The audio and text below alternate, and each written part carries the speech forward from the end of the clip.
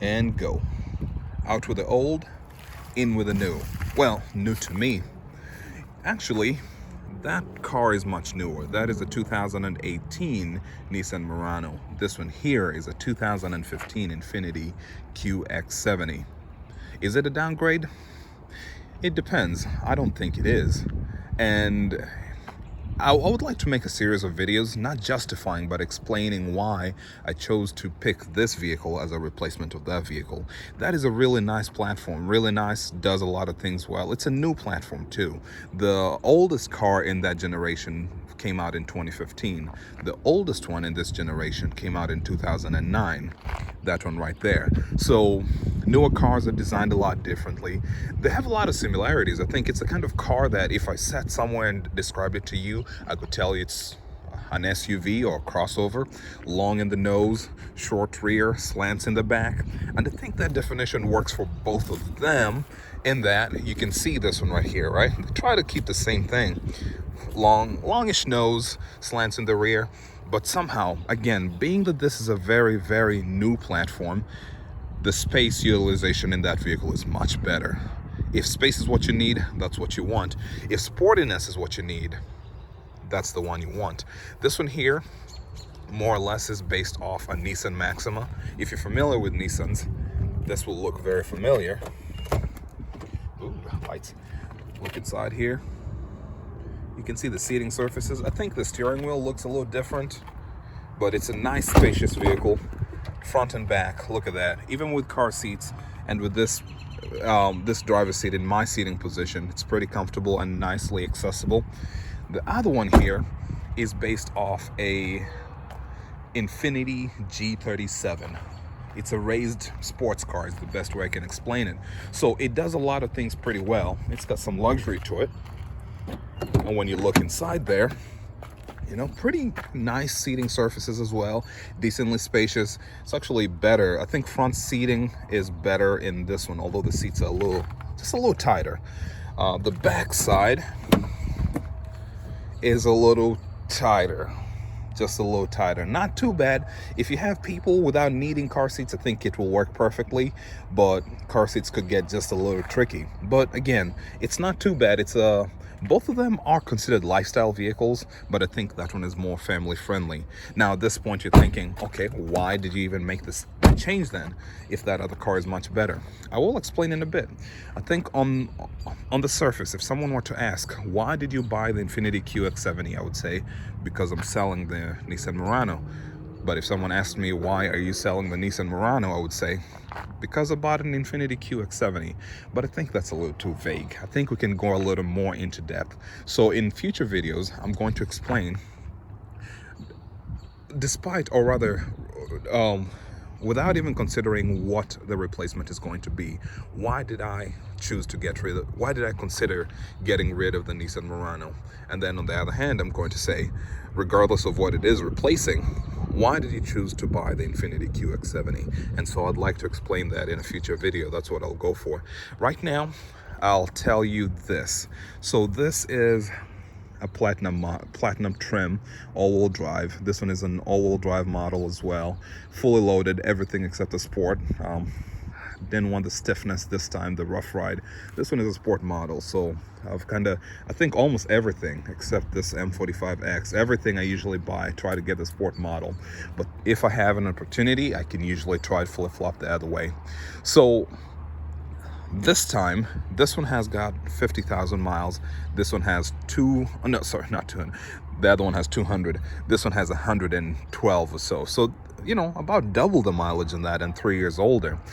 And as much as I can admit that one has a lot more technology and it's just a more well thought out platform with regards to passenger space and also trunk storage, this one right here checked a few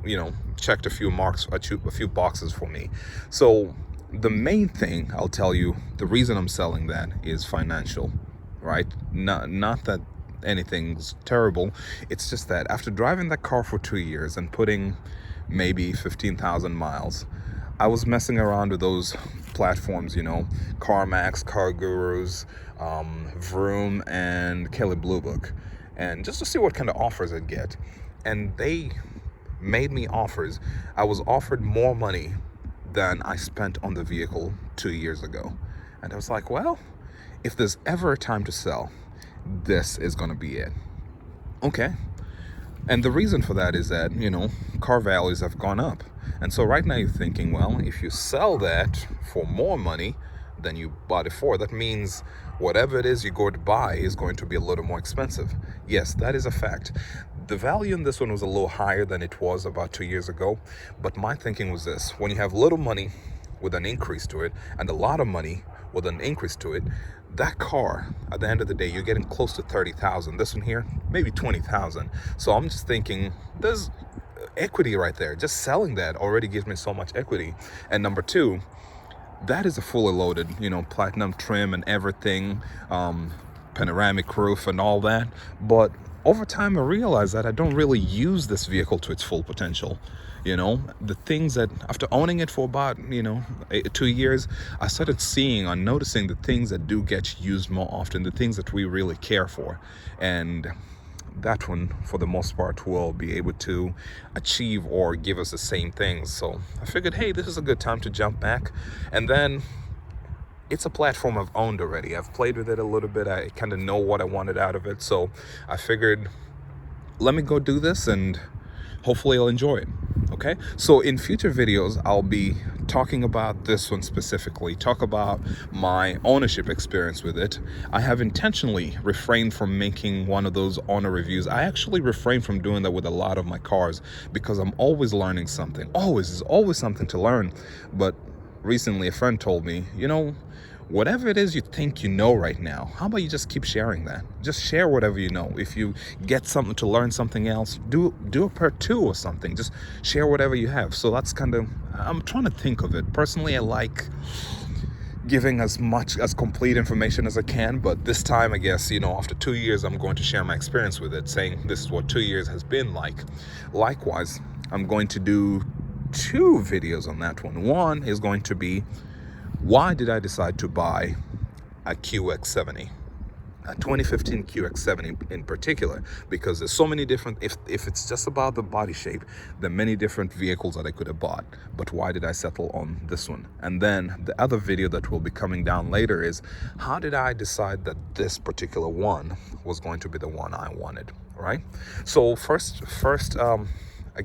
impressions, not bad. They're similar in a lot of ways. You've seen the light interior. And let me go ahead and I'm going to start the car. You know what? Before I started, let me just pop the hood. So I did hint at this being a lifted Nissan Maxima. I'm going to go for this one as well. Pop the hood on this. I locked it. Unlock it. They're similar in a lot of ways, in that they're Nissans, they're V6s. This one here shares that engine that is used in the Nissan Maxima. Do better with my right hand. I suppose not. There you go. And if you're familiar with Maximas, and I think Ultimas did kind of carry that engine for a while, the VQ35DE, the 3.5 liter V6, and here the way it's mounted, it's transversely mounted. It's a front-wheel drive based vehicle. It is all-wheel drive, yeah, but front-wheel drive, and then you got, your drive shaft to the rear. Whenever needed, it sends power to the rear. Cool. This one right here, though, the engine is mounted this way. The front of the engine is here. The back of the engine is here. You have your transmission here, and it's a CVT transmission. That's an interesting thing to drive. Again, we'll talk about all that later. This one right here is,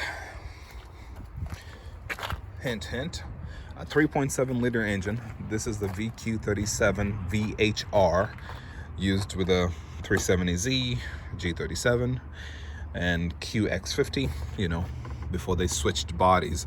This one here, being that it's a rear-wheel drive-based vehicle, the engine is going to be mounted this way, transmission behind it, 7-speed automatic transmission, and sends power to the rear wheels.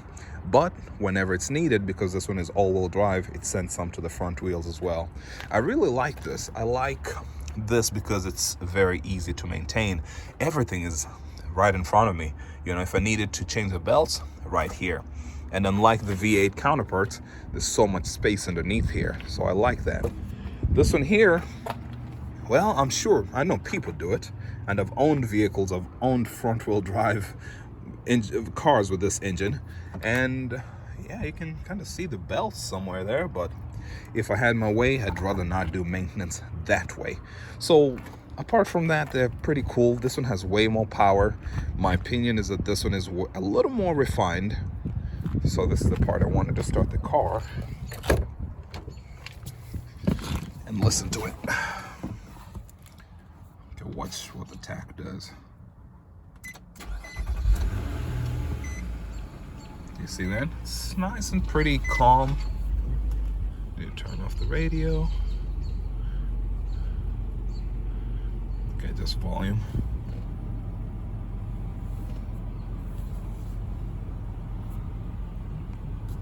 If you shut the door, I mean, for a V6, they've come a long way. I can still feel it vibrating in the seat a little bit, but not too crazy, you know?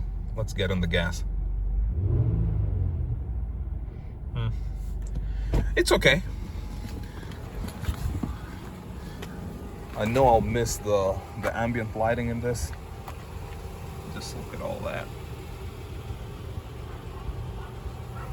But again, this is a platinum trim, so it's got a lot of different things that not all Muranos have. And this one here, it's also, as I said, pretty well loaded. So it's got a few things that not all QX70s have. Watch what happens when I start this one here. Do